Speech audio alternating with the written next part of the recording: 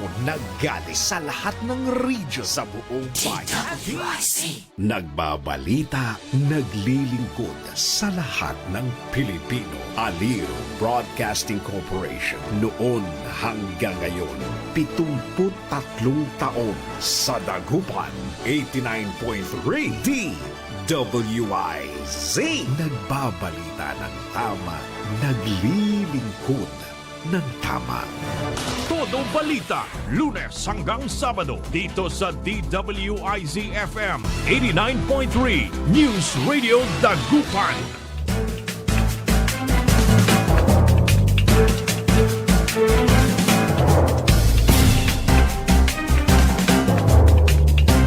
Isang napakagandang umaga po ang ating pagbati. Good morning, good morning, good morning, good morning, good morning, good morning, good morning.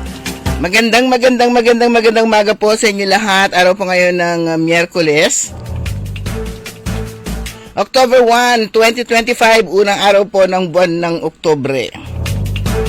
At oras po ng programang Todo Balita at Komentaryo, as usual, ihahatid po namin sa inyo mga balita sa ating bansa at sa ibang dagat. Ganyan po pagtalakay natin sa ating mga lokal na balita.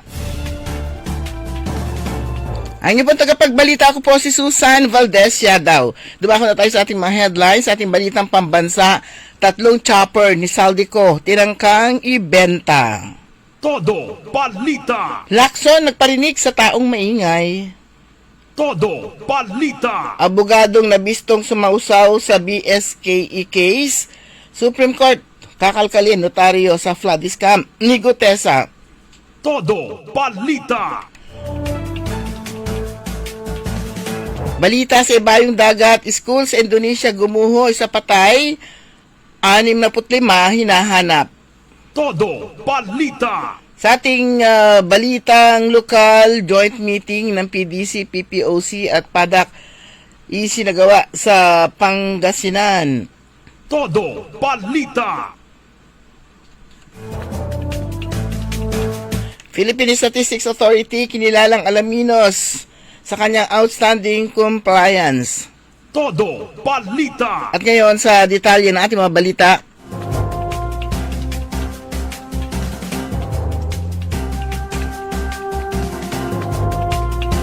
Kinumpirma ng Civil Aviation Authority of the Philippines o CAAP kay Department of Public Works and Highways Secretary Vince Dizon na sinubukang i-deregister o alisin sa Pilipinas ang registration ng 3 air assets na konektado kay resigned Ako Bicol Party List.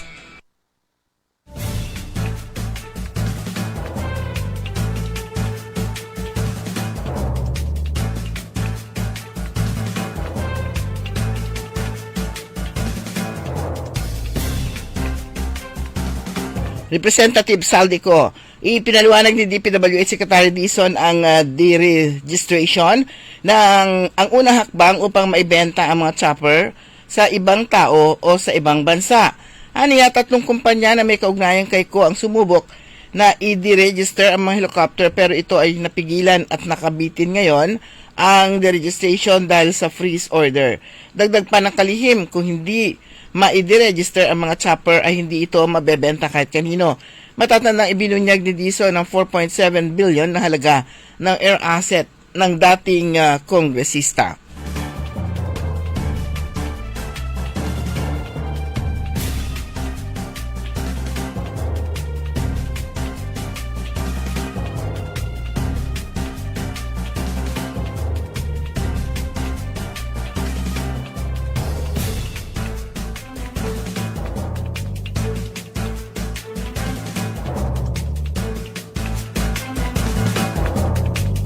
Tila may pasaring si Senate President Pro Tempore Panfilo Ping Lacson sa kanyang post sa social media nung Lunes at nitong Martes.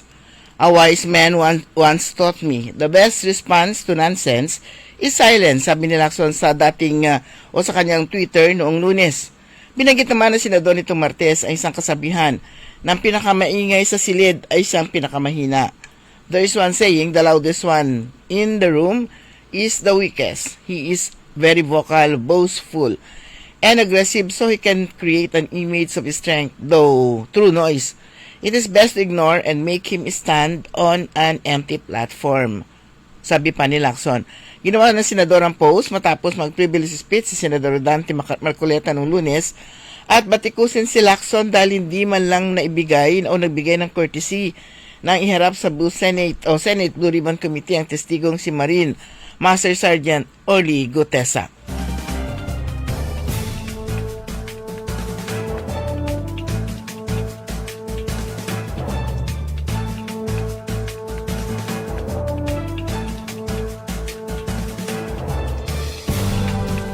Naghain ng kanyang resignation ng bilyonaryong si Maynard Ngu bilang independent director ng Altus Property Venture Incorporated, isang subsidiary ng Robinsons Land Corporation.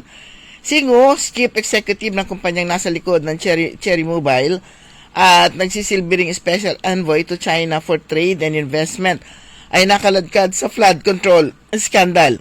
Sa hearing ng Senate Blue Ribbon Committee, noong nakarang linggo, siniwalat ni dating Public Works and Highways Undersecretary Roberto Bernardo na binigyan ng 160 milyong kickback si Senador Francis Chis Escudero sa pamamagitan ni Ngu. Isiniwalat ni Bernardo na personal niyang nakausap si Escudero sa Cork Wine Bar kung saan humiling ito na magbaba ng pondo sa kanya. Sa regulatory filing nitong Martes, ipinabatid ng Altus na tinanggap ng Board of Directors ang resignation ni Ngu, epektibo nitong September 29, 2025. Bukod sa pagpapatakbo ng Cosmic Technologies na siyang gumagawa ng Cherry Mobile, si Ngu ang may-ari ng Cork Wine Bar at sinasabing co-owner din ng Luxel Philippines, isang luxury retail firm kung saan business partner si Heart Evangelista.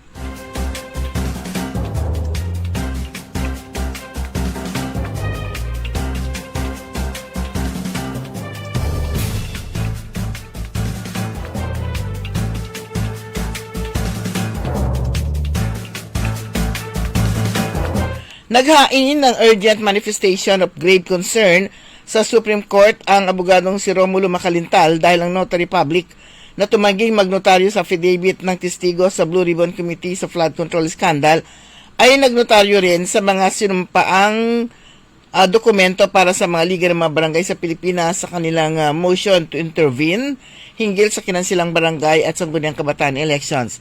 Hiniling din ng Macalintal sa Supreme Court na agarang utusan ang intervenor na magpaliwanag sa pagpapanotaryo ng kanilang mga sinumpaang salaysay upang malinawagan kung personal silang humarap sa notary na si Atty. Patsy Rose Espera.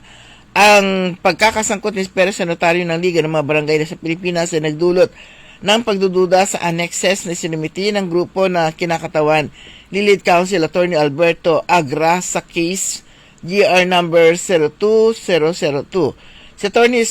Espera ay isang notary public sa City of Manila at tumangging siya nagnotaryo sa affidavit ng testigong si Orly Regata Gutesa. Ang affidavit ay binasa ni Gutesa sa hearing ng Blue Ribbon Committee noong nakarang linggo kung saan sinabi nitong si CIS Representative Eric Yap ang nakakasama niyang mag-deliver ng mali-maletang basura o pera kina dating Speaker Martin Romualdez at nag-resign ang Akubico Party List Representative Saldico.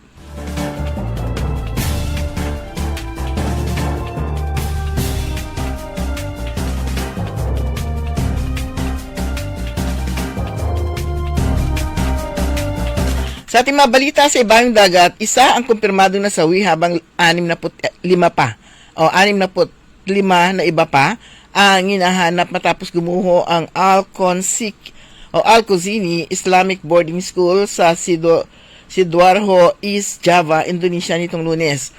Ayon sa Disaster Mitigation Agency, nasa 102 katawang ligtas na nailikas habang halos 80 sugatan ang dinala sa ospital. Sa ulat, nagsasagawa ng panghapong dasal ang mga estudyante habang abala ang ilang trabahador sa pagtatayo ng gusali nang bigla itong bumigay. Paliwanag ng otoridad, hindi kinaya ng pundasyon ang bigat ng konstruksyon para sa ika-4 na palapag ng gusali. Patuloy ang search and rescue operation sa lugar kung saan gumagamit ng mga heavy equipment gaya ng bulldozer upang matunton ang mga natabunan sa guho.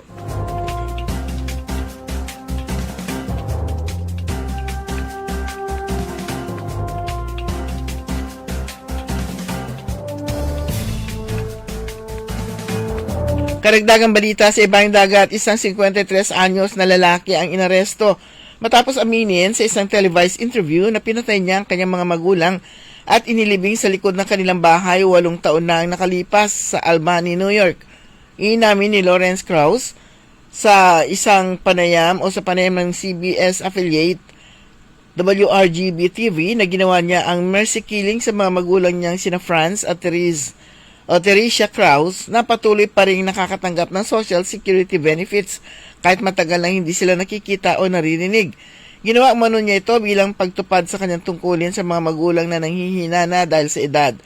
Agad siya inarest ng pulisya sa parking lot ng TV station matapos ang panayam. Nahaharap si Krauss sa 2 bilang ng murder at 2 bilang ng concealment of a human corpse.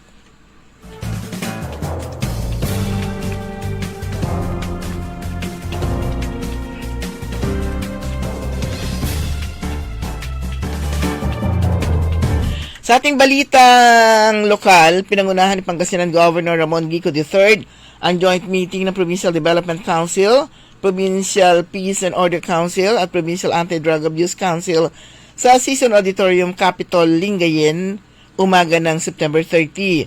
Katuwang ang mga LGUs, mga civic organizations, PNP, AFP, DepEd, NCIP, mga department heads at ilang sektor. Tinalakay ang mga pangunahing plano para sa mas maayos at maunlad na lalawigan sa pamamagitan ng mas abot na healthcare programs para sa mga Pangasinense, corporate farming program, tourism, road and bridges, maintenance, education, capital complex, development at mas maigting na social services. Dahil prioridad ng administrasyon ni Governor Gico III ang kalusugan ng mga Pangasinense, iminungkahi at sinigundahan sa joint meeting ang konstruksyon ng karagdagang gusali ng mga provincial hospital at completion ng mga naumpisahan ng itinatayong gusali sa pagamutan o ng pagamutan sa mga strategic location ng Pangasinan. Bagamat ang pinakanakakuha ng atensyon ang planong pagpapatayo ng mga specialty hospitals tulad ng Kidney Center, Cancer Institute, Prosthesis and Orthosis Center, Genome Center at Mammogram Facility. Iniulat rin ng Pangasinan Police ang pagbaba ng krimen sa lalawigan sa taong 2024 at 2025 kung saan bumaba ng 13% ang crime rates mula January hanggang September 2024 na nasa 2,276 ang total crime index kumpara Enero hanggang September 2025 na pumalo sa 1,973 ang nitalang crime incidents. Mula naman sa ulat ng PDEA hinggil sa illegal na droga, nasa 33 bayan na sa ang kabilang sa drug-cleared municipality at may isang lungsod. Pinakahuling napabilang sa drug-cleared municipality ang bayan ng Manawag. Iminungkahi at sinigundahan din rin ng council na ipasa ang panukalang provincial ordinance para sa integrated water safety program na may layuning matugunan at maiwasan ang mga water-related accidents tulad ng pagkalunod kung saan ang lalawigan na may pinakamataas na 62% na drowning incidents sa Region 1. Ang Bayambang Poverty Reduction Action Team ay muling pinulong ang Economic Infrastructure Development Sector ng LGU para sa third quarter ukol sa kanilang mga naisagawang proyekto na nakapaloob sa Bayambang Poverty Reduction Plan.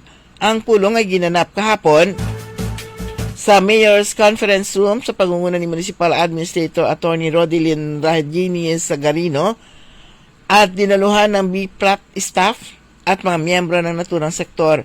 Layunin ng pagpupulong ang suriin ng mga nagawa, tutukan ng mga hamon at palakasin ang koordinasyon ng mga departamento para palakasin ang naturang sektor. Inilahad sa pulong ng mga departamento ang kanilang quarterly accomplishments, kabilang ang infrastructure modernization, agrikultura at kabuhayan, turismo at negosyo, employment boost. Giit ni Attorney Bidad, ang tagumpay ng programa ay nakasalalay sa sama-samang pagkilos. Dapat tiyakin na bawat proyekto ay nakaaangat sa buhay ng mga bayambanggenyo mula sa mga magsasaka hanggang sa mga kabataang nangangarap ng mas magandang oportunidad.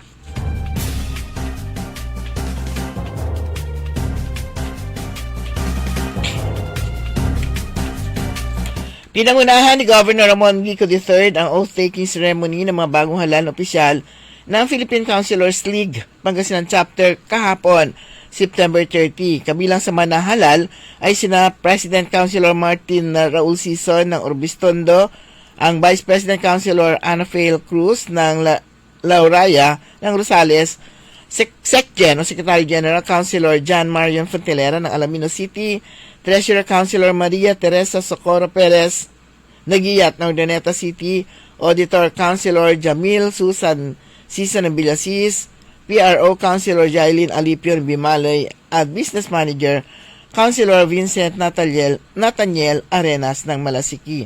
Ang mga Board of Directors ay sina Councilor Rally Abalos ng Mangaldan, William Aradanas ng Binalonan, Ronald Katabay ng Bani, Nika Ching ng Manawag, Michael D. ng Tayog, Gabriel Macaraeg ng Lingayen, Monica Ramos ng Basista at Carmina Resuello, San Carlos City.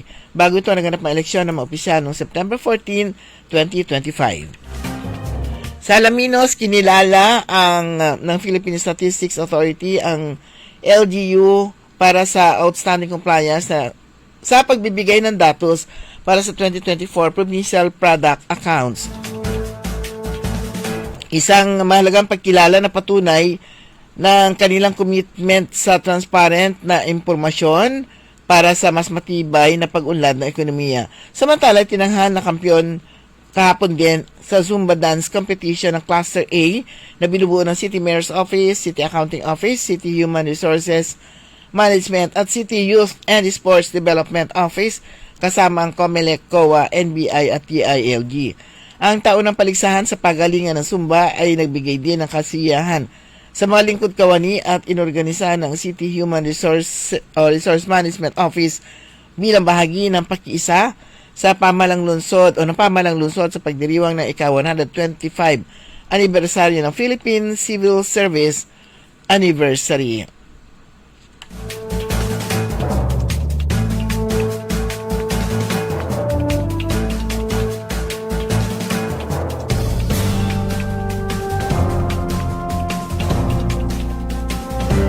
Dumako naman tayo sa ating balitang sports. Nagbabala ang pinakamatandang asosasyon ng media sa bansa na Philippine Sports Writers Association o PSA, hindi lamang sa Philippine National Volleyball Federation na pinamumuno ni Tats Suzara, kundi pati na sa iba pang organisasyon sa sports. Sakaling muling isagawa ang hindi makatarungang pagbabawal sa mga organisasyon ng media na mag-cover ng anumang sporting event.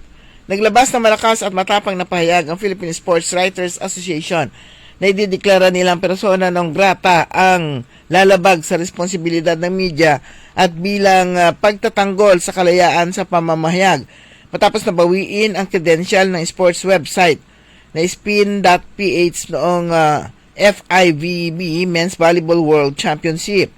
Sinabi ni PSA President Francis Ochoa ng Philippine Daily Inquirer na ang insidente na naganap noong September 23 na sa pamumuno ng PNBF President na si Ramon Tats Suzara ay nagudyok sa asosasyon na magpatibay ng mga mahigpit na hakbangin para maprotektahan ang mga miyembro nito mula sa panliligalig at panghihipit habang ginagampanan ng kanilang matungkulin at responsibilidad sa malayang pamamahayag.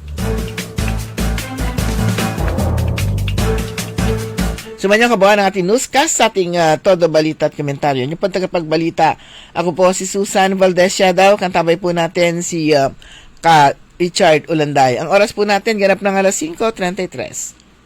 DWIC. Ang balitang ito ay inihatid sa inyo ng Bingo Plus, International Series Philippine and Bingo Plus. Bingo sa saya plus sa panalo. Tickets available now at SM Tickets. Magandang araw po sa ating lahat, sa ating mga bisita. Inaanyayahan ko po kayo sa aming lungsod ng Alaminos para po mabisita at ma-experience ang ating mas pinagandang 100 Islands.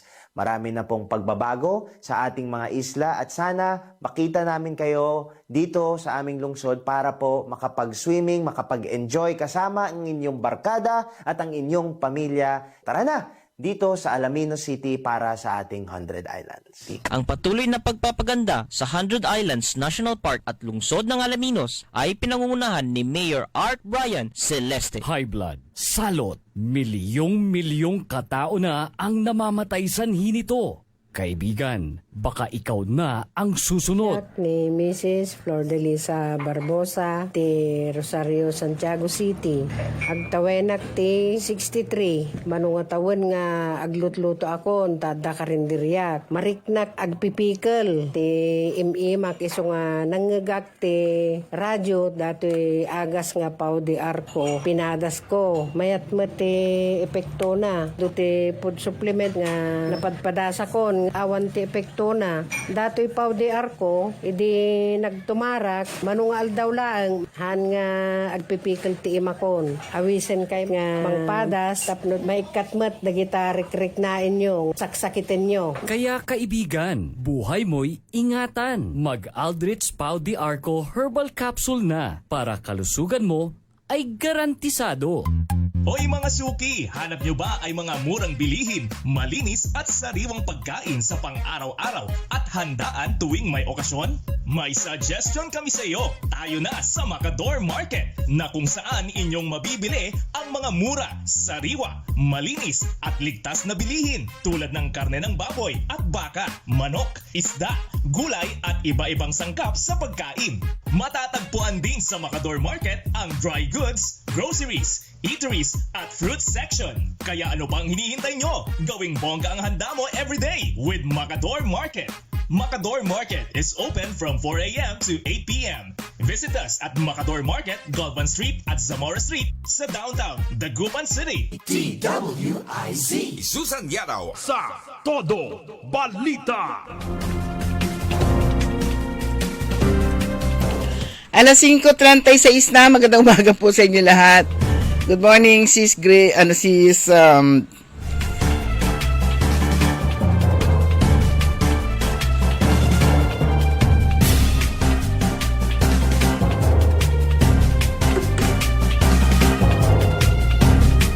Ayan, good morning, Sis Grace. Ayan, gising ako. Akaugip ka mo to, ah. Sarap matulog, ano. Ayan, nakakaano lang, hanggang po ka ni station. Sabi ko kasi ikaw nang tagagising, eh. Di ka rala stress abangon lara nani dading. Okay, may tubig kaninang madaling araw. Talagang magiging na natin dito sa Rizal Extension. Bahagi na ito ng kapag ka may high tide, mataas ang tubig. So parang kung ano-anong ingay dito. Ngayong taon lang ito nagsimula na parang pag high tide, meron na kagad tubig dito at mataas na kagad. 1.4 meters above sea level kaninang alas 3 ng madaling araw. So, pababa na rin daw yung tubig. O, kaya mamaya, pagbaba natin, wala na. Yan, konti na lang yung tubig. Ang tubig ay buhay. So, kasama na natin ito sa ating buhay. Dito sa Dagupan. Nakakatuwa lang, yung mga, ang impression po sa Dagupan kahapon, galing ako ng Alaminos. So, uwi dito sa Dagupan, ang tanong, ang bus kasi kung minsan, pumapasok sa Kalasyaw, kuminsan diretso dito sa Perez Boulevard. So sabi nila magkakalasyaw daw sila kasi baha sa Dagupan. Wala na pong baha. So wala nang baha. Nakikialaman ko yung kanilang ruta. Pero sa Kalasyaw may konti pa doon sa Di Venecia extension. Tapos sabi ni hindi na sila kumibo. Nung pauwi na, basta doon sila sa Kalasyaw daw. Pero concern yung mga drivers, nakakatuwa yung mga drivers. Dito na kayo sumakay sa sa may CSI, tapat ng CSI. Kasi may mga jeepney. Kasi po baka mahirapan kayo doon, baka may baha. Ayun, kasi kahapon umulan. Umulan na malakas kahapon dito, di ba? Kasi umulan din sa sa Alaminos. And on the way, umuulan pa rin. Kaya ang impression ng mga drivers mismo, dito na kayo sumakay kasi po baka baha. Imagine nyo, konting ulan lang babaha. Ano ba itong kapalaran natin dito? Sana gawa na to ng paraan. Gawa na ng pag-aralan ng mabuti. Kasi baka mamaya matapos ng termino, yung kanilang pag-aaral, wala pa rin. Pwede nilang i-adapt na kasi. Hiramin nyo na yung, o kasapin nyo na lahat ng mga eksperto dyan, bilisan. Kasi ang laki na ng epekto sa siyudad ng Dagupan. Dati, ang Dagupan kilala lang sa 3 B. Yung kanyang bangus, mga beaches niya, at saka yung bagoong. Pero ngayon nadagdagan na, 4 na binaraw. Mga beaches, bagoong, ano na yung una ko sinabi pa? Kasasabi ko lang, beaches, bagoong, bangus, kasama na ngayon ang baha. So, 4 na. Good morning po sa inyo lahat, pero masarap matulog talaga dahil nga, masarap matulog eh. Masarap matulog. Nagising ako parang 10 minutes before 5. Kaya imagine ninyo kung paano ako gumalaw. Para akong yung fast forward. Fast. Kaya pagkarating ko rito, yung hingal ko hindi ko mawari yung aking hingal to the max ako. Okay, may panawagan ang pamunuan ng Mangaldan.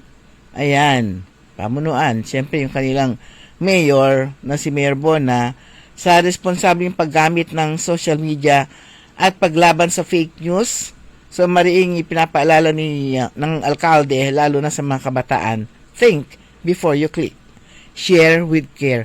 Kasi ngayon sa ngayon, sa social media, pag-aralan mo na, ang galing kasi pati ng AI, nagagaya na nila yung boses ng isang tao, akala mo siya. Pero, pagtataka ka, ba't ganun yung kanya sinasabi? So, huwag kayong basta-basta nagsishare, kasi nga baka nga mga fake news yung mga yon. So, ito yung daw mga uri ng fake news, misinformation, disinformation, at malinformation. Ang misinformation, ito yung maling impormasyon na kumakalat kahit hindi sinasadya.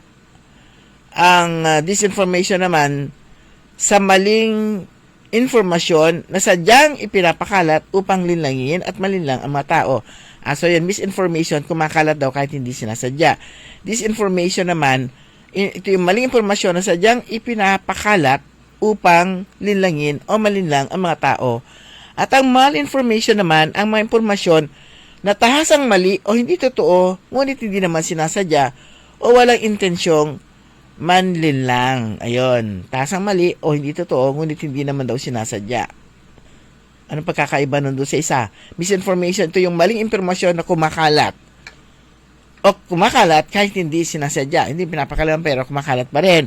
Disinformation, maling impormasyon sinadya na ipakalat upang linlangin o malinlang ang mga tao. At ang malinformation naman, impormasyon na tahasang mali o hindi totoo, ngunit hindi naman sinasadya o walang intensyong malinlang. Ayan, mamaya bibigay tayo ng mga ganito, disinformation. Ayan. Meron kasing dahil sa flood control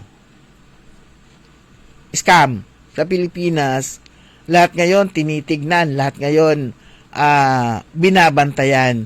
So merong lumabas, meron yatang ginawa 2017 pa yata na ginawa na medyo unti-unting isang portion na ginawa sa isang barangay sa Palamis. Pero mamaya natin tignan natin yon.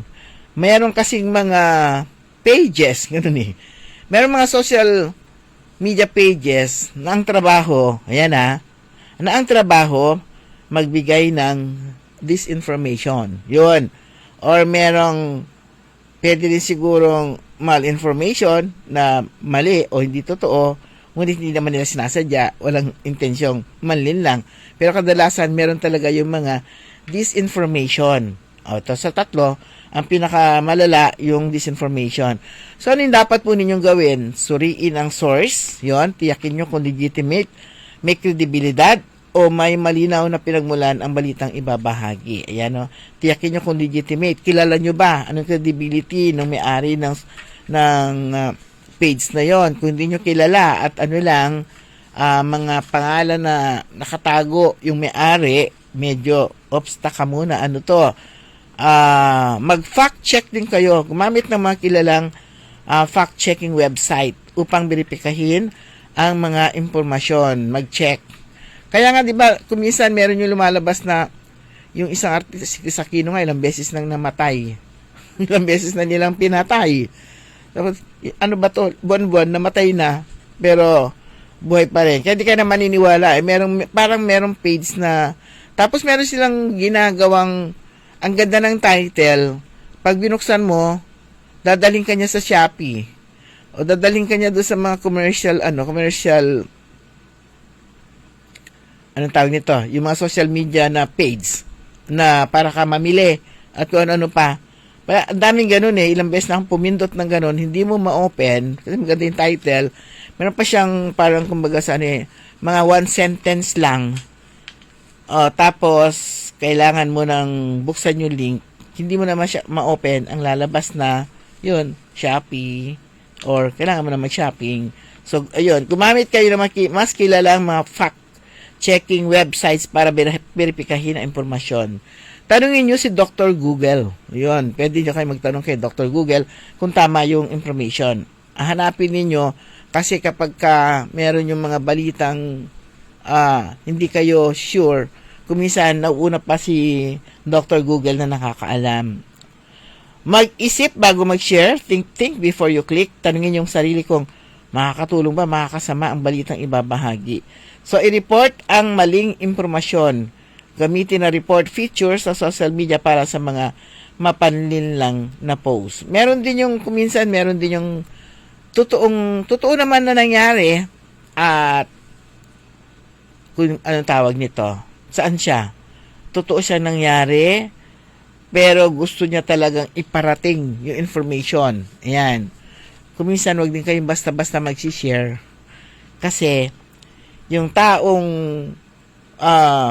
pwedeng totoo naman yung information, nakabantay, nakatutok kung sino yung mga nag-share, kung sino yung mga nagla-like, kung sino yung mga nagre-react.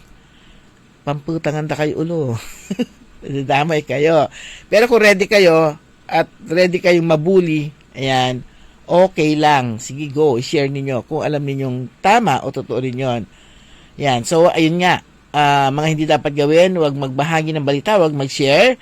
Pag hindi pa na-verify, lalo na kung hindi ito galing sa opisyal na pahina ng mga, kung hindi ito opisyal na pahina ng mga, lalo na mga LGUs. Mga LGUs, meron silang sariling pages. Public Information Office, City Information Office, Kalasyaw Information Office, o LGU, basta meron silang LGU Pangasinan, LGU Alaminos, LGU Santa Maria, LGU Infanta. Meron silang sariling mga information. Kapag wala doon, medyo mag-research kayo. Yun. Pwede kayo mag-research sa mga pages na gano'n. Iwasan ang pag-edit o maling paggamit ng mga opisyal na publication materials na LGU, kabilang ang logo. Ang ganitong gawain ay may legal na implikasyon. At huwag magbahagi ng pagpapakalat ng fake news kapag napansin na mali impormasyon niya, i-report agad sa kinaukulan. Kasi may parusa daw ang fake news.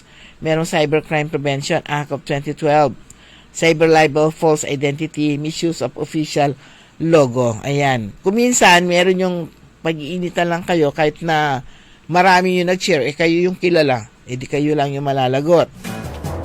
Damay kayo doon sa original na nag-post. Ayan, kapag maungangat may yung binuli doon sa o naging victim ng fake news, ay delikado kayo. Kaya basta think before you click, at sabi nga share with care. Huwag yung basta-basta nga mag-post lang. Ayan. Mamaya, kung may time tayo, paparinig natin yung interview. Ang ganda ng explanation kasi may mga lumalabas nga. Dito sa Pangasinan, pinakamalaki ang nakuhang pondo ng First District, Western Pangasinan, sa flood control project. So, nung dumating doon, may mga media na dumating sa Alaminos City dahil nga sa US Sports Diplomacy Program. US Sports Diplomacy Program through leadership through sports, at ang nag-facilitate nito ay mga miyembro mismo ng NBA, National Basketball Association, tsaka ng ano na yung association sa Amerika. Ang tatangkad nila.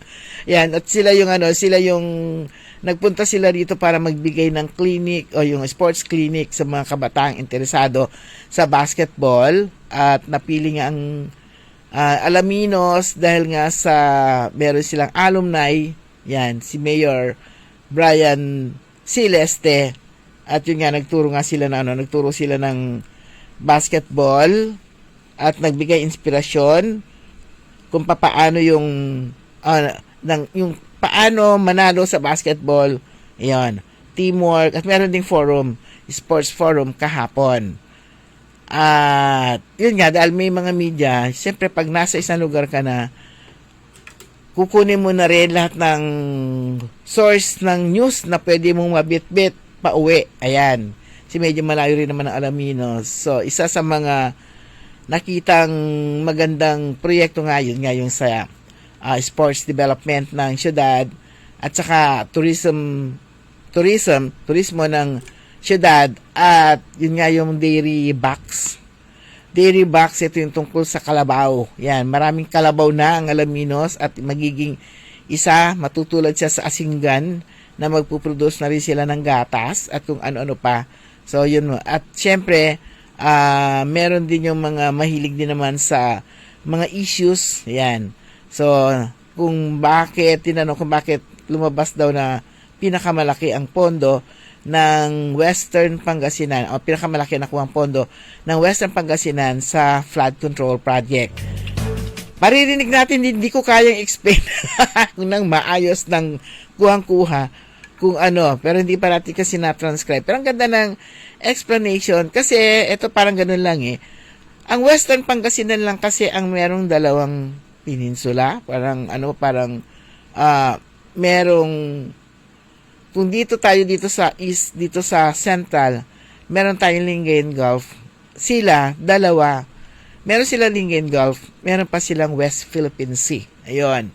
Kumbaga sa di ba, West Philippine Sea nga, malapit nga dyan sa Bulinaw, dyan sa Alaminos. So, napapalibutan sila ng tubig. So, pinaka-prone ang Western Pangasinan sa pagbaha. Ayan.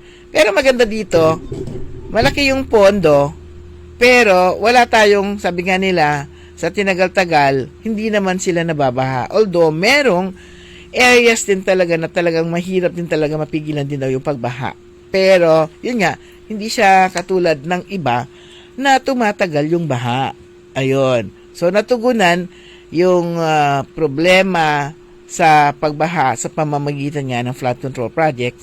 At very proud, wala dito sa although speaking for DPWH, wala naman daw silang alam na ghost project doon sa Western Pangasinan. Sige, kung may oras pa tayo, try natin na parinig yung malinaw na explanation ni Mayor Brian Celeste dito sa issue nito ng flood control. Although hindi naman sa issue, lang naman, syempre maraming lumalabas, nakikita lang nila yung comparison. Meron yung mga kalaban sa politika na bibigyan nila ng kumbaga bibigyan ng, eto, pinakamalaki yung kanyang flood control projects. Ayan. So, okay lang sana kung pinakamalaki, pero binabaha pa rin. Ganoon, paano, di ba? At may baha. So, yun yung paliwanag niya.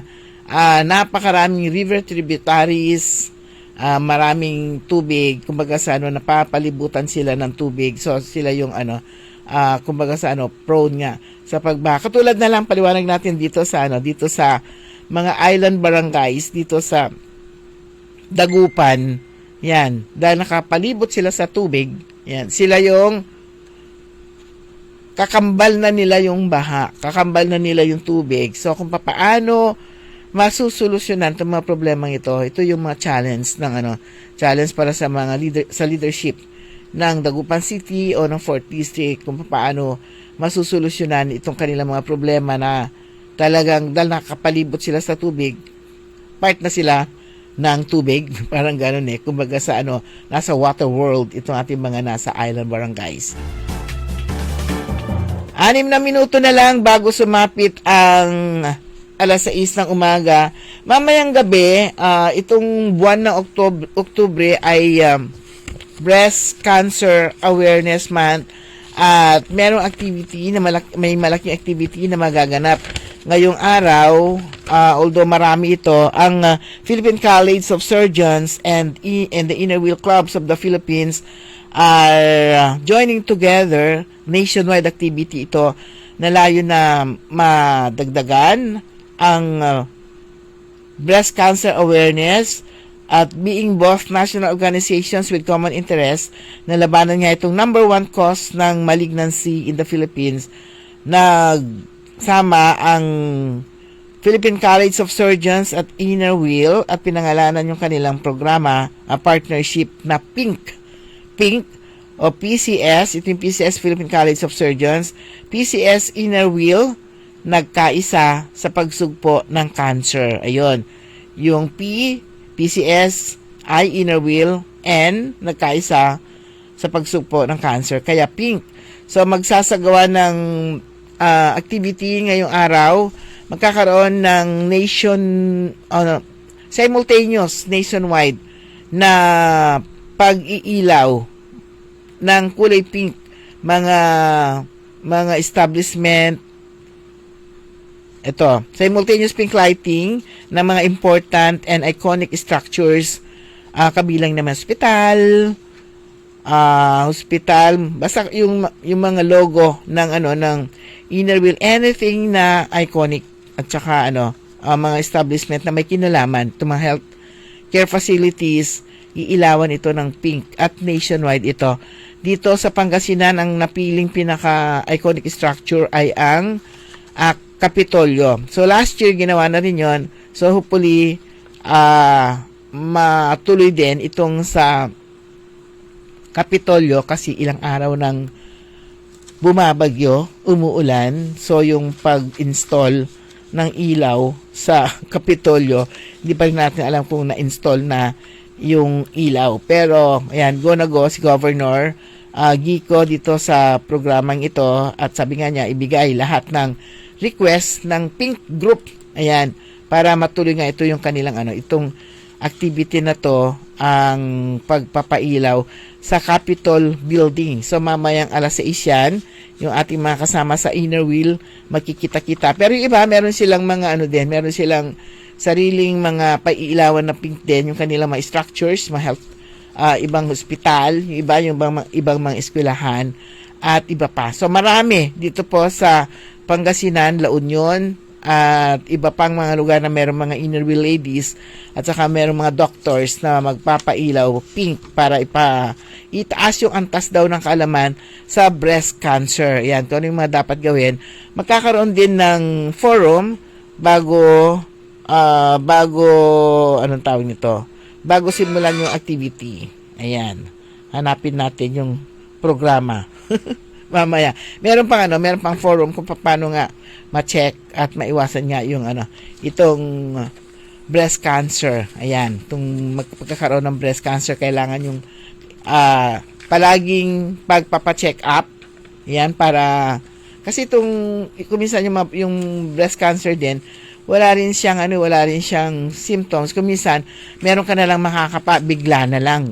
Yung iba nga na-discover nila nasa stage 3 na, stage 4 na, so wala na. O yung iba hindi nila pinapansin, takot silang magpa-check up. Kasi minsan kapag katakot ka talaga magpa-check up yun. Tapos lumalala na, ayun, pag malala na, doon na sila pupunta sa mga doctors. Pero ang isa din sa advocacy nga po ng Inner Wheel ay ang anti-cervical cancer. Ito yung pinakagusto ng Inner Wheel dahil pang babae ito at saka ito ra yung cancer na treatable. Pwede mo siya maiwasan. Ayan. Although itong cancer na rin na ito na wala ring mararamdaman, hindi mo namamalayan, mamaya nakamamatay itong cancer na ito, itong cervical cancer. Pero pwede siyang mapigilan. Pwede siyang treatable nga, magagamot siya at mapipigilan siya, unlike nga ng ibang cancer. Kaya lang, pero pag cancer na talaga at hindi mo siya napigilan, wala na. Kaya yung iba nga, kaya nga meron sinusulong itong itong vaccination nga na ito para ng HPV o para hindi o maiiwasan, mapigilan ang pagkakaroon ng cervical cancer. So at age 9, sinisimula na yung vaccination. Meron yung school-based vaccination. Kaya lang, kapag 9 years old, dapat 2 beses. Merong gap na 6 months para 6 months para doon sa second dose. Kapag hindi ka naka-second dose, useless yung first dose. So, kailangan talaga maulit din. Kung hindi, walang kwenta. Pag umabot ka na lumampas ka na ng age na 9 to 14 yung 2 doses. Pag 15 and above, 3 dose na yon. At kapag mas may edad ka na, ilang doses na yon. Ayun. Kaya nga, yung iba, sinisimulan nila ng mas maaga para 2 beses lang kasi po mahal yung dose ng para sa vaccination nga ng HPV. 2005. Mura na yun sa 2005. Pero sa gobyerno, dahil nga ito ay programa din ng national government, meron silang budget para dito. Kaya lang mukhang hindi natutumbok kasi meron tayong ilang pasyente, beneficiaries po ng inner wheel na naturukan na. Kaya lang hindi nila alam kung kailan. So maganda rin siguro yung ating mga yung sa school base, dapat ipaalam din nila o i-remind sa mga bata na itong buwan na to kailangan maturukan din ulit. Or sila, yung mga doctors, kailangan may record din sila, hindi yung turok-lara-turok. Tapos, tignan din nila kailan yung next dose o yung second dose ng mga bata. Kundi, sayang naman pala kasi baliwala.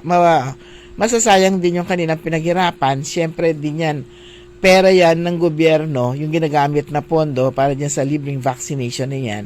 Tapos, kung kapag hindi siya na second dose, mapupunta lang sa wala. Sayang naman. Yun. Sayang na nga yung pagkakataon na ma-treat yung bata, ligtas yung bata sa cervical cancer. Sayang pa yung pera na ginamit. Na laki naman pala. Ang laki pala ng pondo o ang mahal ng presyo ng gamot sa bakuna laban sa cervical cancer.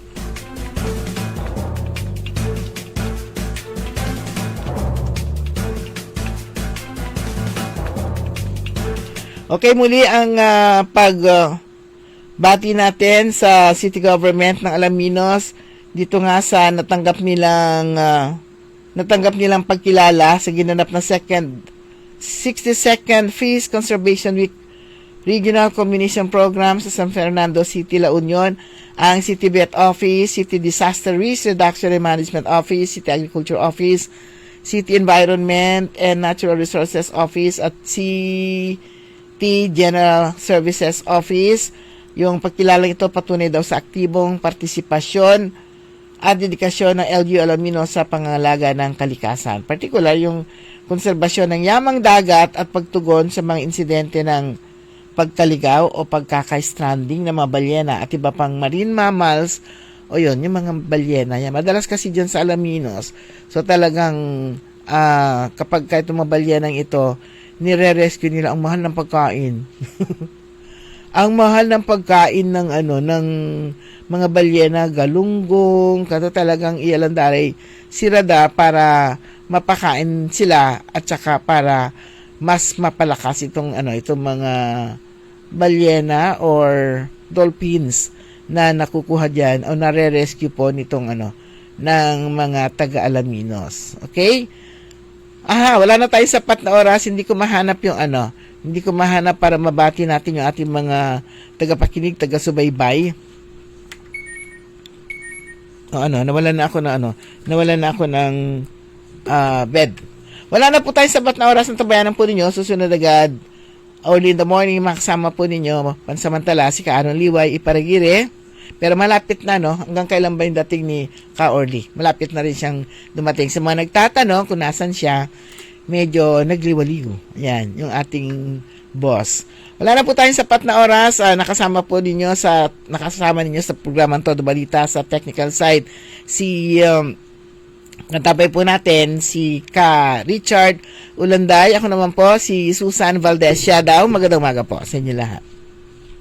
Sumainyo ang Todo Balita, Lunes hanggang Sabado dito sa DWIZ FM 89.3 News Radio Dagupan.